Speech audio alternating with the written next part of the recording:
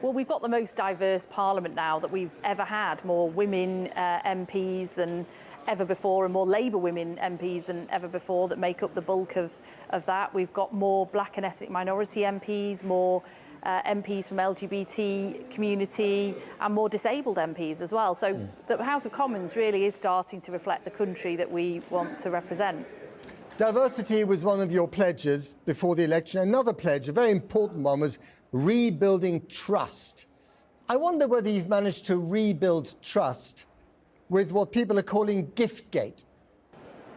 Well, look, we are determined to rebuild trust in politics. That is really important to us, because when there is distrust of politics and politicians, which is widespread, we are now operating, the whole of politics is operating under this mushroom cloud of cynicism. So the fact that the Prime Minister, since 2019, has received £100,000 in gifts, which he has openly declared, but more than any other member of Parliament, including £2,500 for several pairs of glasses, £16,500 for some suits.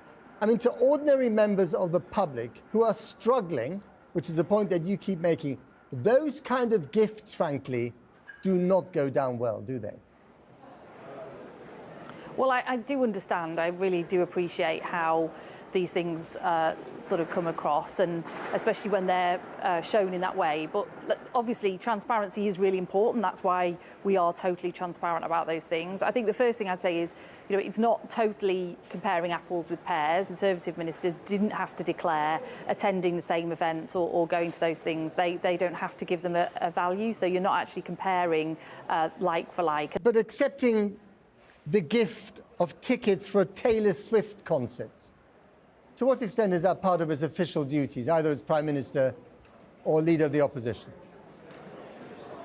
Like, look, I think that's more about the sort of security aspect of being able to go to a concert at all when you're, you know, that high profile. You, I'm told, are the second highest gift taker on that list with about £40,000. Do you regret having taken £40,000 worth of gifts when you were in the shadow cabinet? The vast majority of what is in my declaration of interest relates to when I was the Shadow Culture Secretary and I was attending events in official capacity. I had to declare them, but the Secretary of State, who I was often with at the same event, didn't have to declare them. In your case, you're saying that you didn't accept any clothes? No, definitely not. Okay. I haven't accepted any personal gifts of any kind, but obviously when these lists are sort of published in this way, there's obviously not that nuance to them, but that's fine. That's what it's there for. It's there to be transparent. But the language that people have noticed from you, from the Labour leadership in recent weeks, has been the language of doom and gloom, talking about the budget as being very painful. You know, you, for instance, said just a few weeks ago that if the new government hadn't introduced various cuts after you got elected, there would have been a run on the pound. You know, one financial expert after another said that's just nonsense, it's scaremongering. Well, look, first of all, it's not quite what I said. What the point I was making, which is a very, very valid point, is that we've seen what happens in the very recent past with Liz Truss when you don't have economic stability, when you run a government in a way that isn't prudent and isn't with economic stability in mind. That's not the situation the country found itself in during the election. Because we're facing a situation where we also now have a huge amount of unfunded spending commitments. The previous government spent the reserves 3 times over, and unfortunately, because of what we've inherited, that's meant we've had to take some really difficult decisions, like means testing the winter fuel payment, which is not something we wanted to do. So finally, Lucy Powell, I mean, are you afraid that this conference, which should be a triumphant one for you because you've just won this historic election victory, will be overshadowed by the issues that we just discussed and by, you know, winter fuel payments, for instance, by this atmosphere of austerity?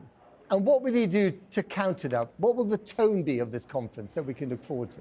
We have got a plan, we've got a vision to really improve the living standards of every person right across this country, not just in London and the South East, but right across the country. We've made announcements about that today and make sure we've got growth and improved living standards over the course of this Parliament. And that's our destination, that's where we're going to get to.